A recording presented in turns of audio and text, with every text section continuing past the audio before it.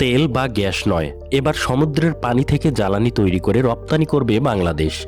একটা দেশে যার নিজের তেল নেই, গ্যাসও সীমিত, সেই দেশই যদি ভবিষ্যতে জ্বালানি রপ্তানি করা শুরু করে, আর সেই জ্বালানি যদি আসে সমুদ্রের পানি থেকে, শুনতে অবাক লাগলেও ঠিক এমন এক পরিকল্পনায় এখন বাস্তব হতে চলেছে বাংলাদেশে।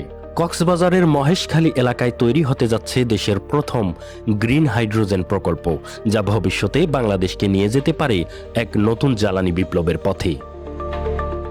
সমুদ্র থেকেই তৈরি হবে জ্বালানি। এই প্রযুক্তির নাম গ্রিন হাইড্রোজেন। প্রক্রিয়াটি শুরু হবে সমুদ্রের মাঝখানে বিশাল আকারের বায়ুকল বা অফশোরে উইন্ড টারবাইন বসানোর মাধ্যমে। সমুদ্রের পানি শক্তিশালী বাতাস ঘুরাবে এই টারবাইনগুলোকে, আর সেখান থেকে তৈরি হবে বিপুল পরিমাণ বিদ্যুৎ। তারপর সেই বিদ্যুৎ ব্যবহার করে সমুদ্রের পানি ভেঙে ফেলা হবে একটি বিশেষ পদ্ধতিতে, যাকে বলা হয় ইলেকট্রোলাইস। এই প্রক্রিয়ায় পানির অণু ভেঙে পাওয়া যায় দুটি উপাদান, হাইড্রোজেন আর অক্সিজেন। এর মধ্যে হাইড্রোজেনই হয়ে উঠবে ভবিষ্যতের পরিষ্কার জ্বালানি। হাইড্রোজেন থেকে তৈরি হবে রপ্তানি পণ্য, কিন্তু হাইড্রোজেন সরাসরি জাহাজে করে পাঠানো কঠিন, তাই এটিকে রাসায়নিক প্রক্রিয়ায় গ্রিন অ্যামোনিয়াতে রূপান্তর করতে হবে। এই গ্রিন অ্যামোনিয়া সহজেই জাহাজে করে পাঠানো যাবে বিশ্বের বিভিন্ন দেশে, বিশেষ করে ইউরোপ, জাপান, দক্ষিণ কোরিয়া, যারা এখন ভবিষ্যতের পরিষ্কার জ্বালানির জন্য মরিয়া হয়ে উঠেছে।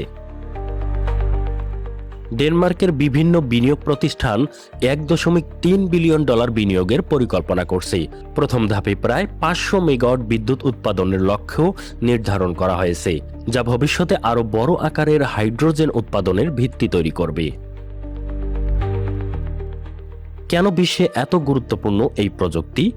বিশ্ব এখন জলবায়ু পরিবর্তনের বড় সংকটের মুখে। তেল, গ্যাস ও কয়লা পোড়ানোর ফলে যে বিপুল পরিমাণ কার্বন ডাই অক্সাইড তৈরি হয়, তা পৃথিবীর তাপমাত্রা বাড়িয়ে দিচ্ছে। এ কারণে এখন অনেক দেশ খুঁজছে কার্বন মুক্ত জ্বালানি, আর সেই তালিকার একেবারে শীর্ষে রয়েছে গ্রিন হাইড্রোজেন। কারণ এই জ্বালানি ব্যবহার করলে কার্বন ডাই অক্সাইড তৈরি হয় না, বরং শেষ পর্যন্ত তৈরি হয় শুধু পানি।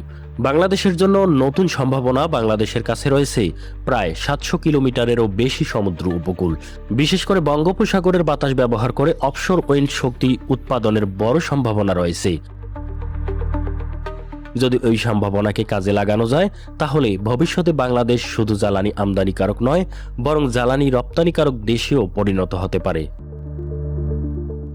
তবে সামনে কিছু চ্যালেঞ্জও রয়েছে। যদি সম্ভাবনা বিশাল, তবুও এই প্রযুক্তি বাস্তবায়ন করা সহজ নয়, কারণ গ্রিন হাইড্রোজেন উৎপাদন এখন বেশ ব্যয়বহুল। বিশাল পরিমাণে নবায়নযোগ্য বিদ্যুৎ প্রয়োজন, নতুন ধরনের অবকাঠামো গড়ে তুলতে হবে। তবে প্রযুক্তির উন্নতির সাথে সাথে এই খরচ দ্রুত কমে আসছে। ভবিষ্যতের জ্বালানি যুদ্ধে নতুন খেলোয়াড়।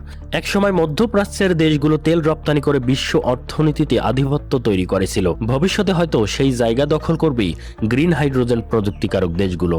আর যদি সবকিছু পরিকল্পনা অনুযায়ী এগোয়, তাহলে সেই তালিকায় একদিন বাংলাদেশের নামও দেখা যেতে পারে। সমুদ্রের ঢেউ, বাতাসের শক্তি আর আধুনিক প্রযুক্তি, এই তিন মিলেই হয়তো তৈরি হবে বাংলাদেশের ভবিষ্যতের জ্বালানি সাম্রাজ্য। প্রিয় দর্শক, এতক্ষণ সাথে থাকার জন্য ধন্যবাদ। দেখা হবে আগামী প্রতিবেদনে। আল্লাহ হাফেজ।